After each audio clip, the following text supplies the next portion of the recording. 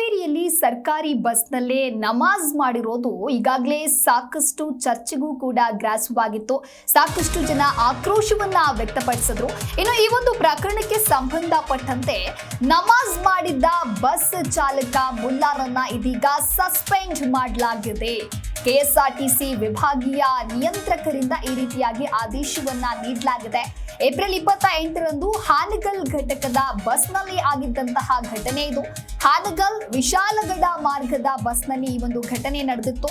ಗಟ್ಟೂರು ಕ್ರಾಸ್ನಿಂದ ಸ್ವಲ್ಪ ಮುಂದೆ ಬಸ್ ಅನ್ನ ನಿಲ್ಲಿಸಿ ನಮಾಜ್ ಅನ್ನ ಮಾಡಲಾಗಿತ್ತು. ಮುಲ್ಲಾ ಎಂಬ ಬಸ್ ಚಾಲಕ ಬಸ್ಸಿನಲ್ಲೇ ನಮಾಜ್ ಅನ್ನ ಮಾಡಿದ್ರು.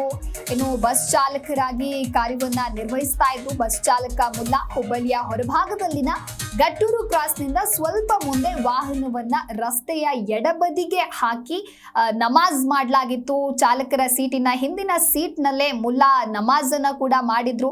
ಹಾಗಾಗಿ ಸಂಸ್ಥೆಯ ಸಾರ್ವಜನಿಕ ಸೇವೆಯಲ್ಲಿರುವಾಗ ಬಸ್ಸಿನಲ್ಲಿ ಪ್ರಯಾಣಿಕರು ಇದ್ದಾಗಲೂ ಕೂಡ ಧಾರ್ಮಿಕ ಆಚರಣೆಯನ್ನ ಮಾಡಿ ಕರ್ತವ್ಯ ಲೋಪ ಮಾಡಿದ್ದಾರೆ ಅಂತ ಹೇಳಿ ಸಾಕಷ್ಟು ಆಕ್ರೋಶ ಕೂಡ ವ್ಯಕ್ತವಾಗಿತ್ತು.